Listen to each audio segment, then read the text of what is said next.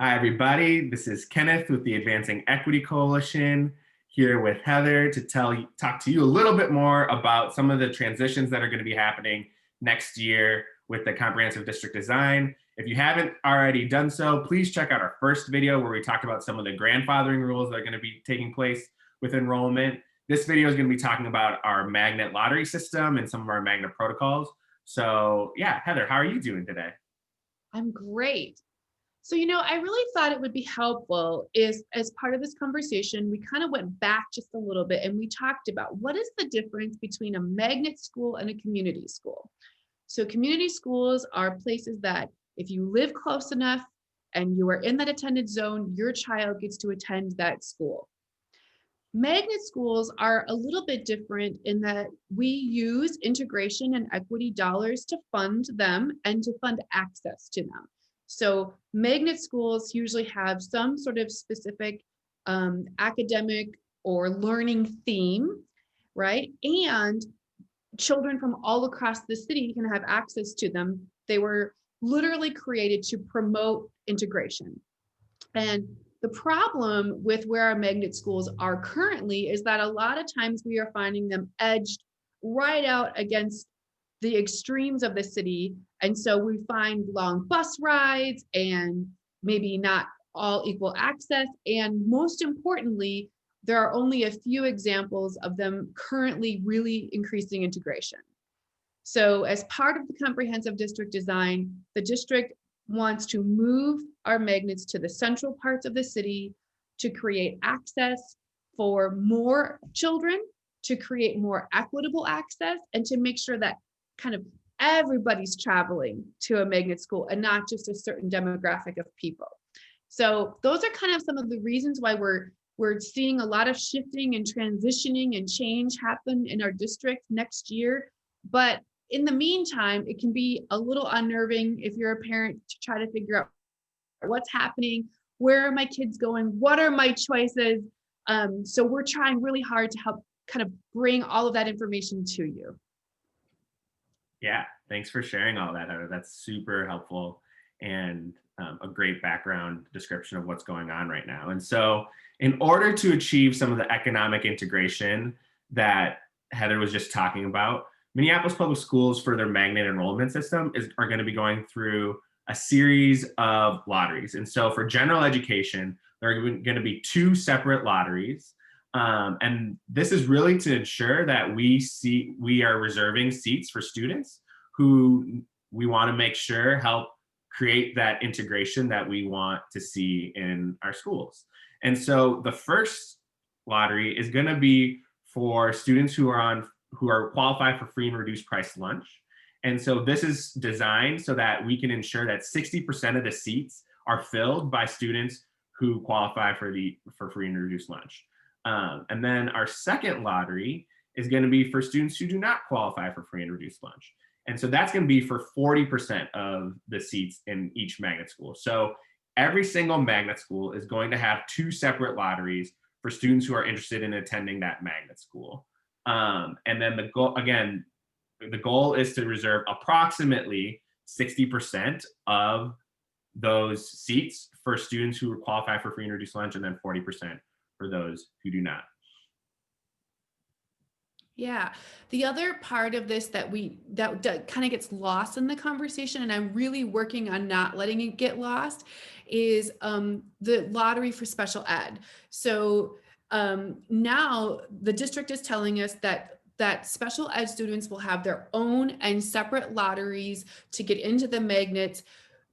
They're working to prioritize special ed students having access to magnet education, right? Instead of sort of like leaving that as a leftover category, which is what happens all the time. The one thing is that they haven't told us like how many seats and at what magnets and what that's going to look like. So we'll be paying close attention to when they finalize those numbers. Yeah, and I think what's really important here is what Heather already alluded to, which is so often special education students end up being in schools that are under enrolled. And so it's really thought of as kind of an afterthought. Where can we put the students where can we put these students now that we know that there's space for them to be, as opposed to intentionally designing a system to ensure that special education students get access to all the amazing programs that Minneapolis is trying to promote and provide for students across the city. So I think this is such an important designation, and separate lottery for students. And so speaking of those lotteries, so we have 3 separate lotteries. There's a lot going on here. So what happens? Do you just, say you want to go and then you're entered into the lottery? That's essentially it. But it is important to know that there are separate considerations for every individual student. And so there are 4 separate considerations. The first consideration is looking at students who live within half of a mile of the magnet school that they are interested in going to. So, for example, we know that Bethune in North Minneapolis is going to become a magnet school. If you live within a half mile of Bethune, you have an extra consideration to be able to go to that school. The second one is really looking at students who are coming from schools who are, or whose community schools are over enrolled. So, for example, if you live within the Justice Page attendance area, yeah, if you live within the Justice Page attendance area, Justice Page is going to be over enrolled. And so if you want to go to a magnet school like Jefferson or another school like that, you have the opportunity to go there and you'll have an extra consideration because, again, you're coming from a school who's already over enrolled. And so it's helping to relieve the capacity issues of Page to be able to then say, okay, I'll go to Jefferson, and that will provide that consideration for you. The third one is sibling preference. So again, if you have a student who's already attending a specific magnet school, or who will be attending a specific magnet school, and then you have a younger student that's coming along and their sibling wants to also go to that school, that will be another consideration to really promote like keeping families together. That's the goal of that consideration. And then the fourth one is for students who are experiencing homelessness. So for students experiencing homelessness, you will also have a consideration if you are interested in going to a magnet school. We're really wanting to provide as many options as possible for students who are experiencing homelessness. And then for all of these considerations, again, half-mile radius of the magnet school, coming from a school whose community school is over enrolled or at maximum capacity, if you have a sibling that's already going there, or you're experiencing homelessness, these are all additive considerations. And so if you qualify for 2 or 3 of these considerations, you will have a higher weight in the lottery system than someone who may have none or one of these considerations, who qualify for these different considerations. So I think that's a really important thing to just acknowledge and know. And it's also important to acknowledge that this is a real shift for our district and our city and our fellow parents, in our thinking, that we are intentionally prioritizing entire groups of children that we typically just give what's left over. And so some of this can feel really like, oh my gosh, and what's happening to my school and what's going to change and why are we doing things? This school is working great. And it's just a reminder that what the district is attempting to do is really place a priority on students that it is used to and that we as a city are used to forgetting about.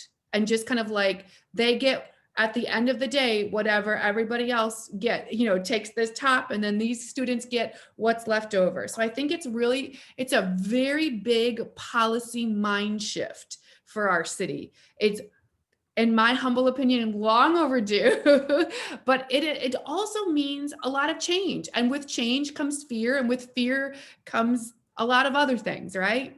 Exactly. And so just switching gears a little bit, thinking from now the lottery system to going a little bit back to some of the grandfathering rules that we talked about in our previous video.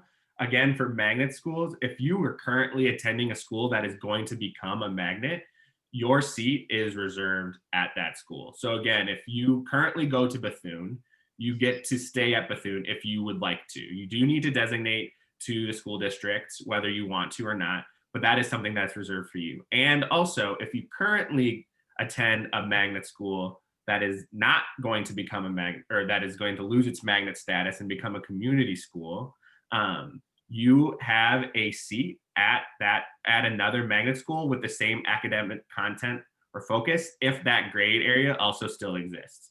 So for example, if you currently are enrolled at Falwell, um, Falwell is a magnet arts school, and you will have the opportunity to go to another magnet arts school if you are still going to a school that is K-5 or six, K-5. So if you're a fourth grader who's at Falwell right now, you can go to another magnet arts school next year for fifth grade, and that seat is reserved for you right now. But there are a couple exceptions there. So Heather, you want to talk a little bit about those exceptions? Yeah, so the first one is one that we actually made a mistake on in our last video. And, we're so trying our best to like demystify a really complex process. And so just kind of want to own that we messed that up, and I'll just clarify it here. So the one place where this is tricky is with the K-8 scenario, because we are reducing the number of K-8s in our city. Not everybody who's in a K-8 absolutely gets to get a seat in a K-8 magnet, because there just won't be enough of those seats. That's one area. And then the second area is when we talk about the dual language schools. So with those situations, if your child attends a school right now that's going to become a dual immersion or a dual language site, they still need to have a certain level of academic or language ability in order to stay and benefit from the program that's moving into that building. So those two places are places where the district is going to look at those two schools and be like, okay, we have to make some considerations around this grandfathering rule into this magnet. Exactly. Yeah. And so I think these are such important rules. This is such a complex series of changes that are going to be happening over the next year. And as Heather said, we're really working to help them demystify, all of the things that are happening and try to break it down in as simple a terms as possible. So if you all, know more information or have more information or clarity that you want to share in the comments, please do help us be more informed, help other folks across Minneapolis be informed about what's going on. We're just doing our best to translate the information that we've found. But this has been great, Heather. Thank you so much for taking the time to work with me and share out this information. Yeah, thanks. Let's just keep making sure that families know what is happening and where their kids can go, and how these changes could be a good thing, right? Some of these changes could be good. Exactly. All right. Well, have a great day, Heather. Same to you. Bye.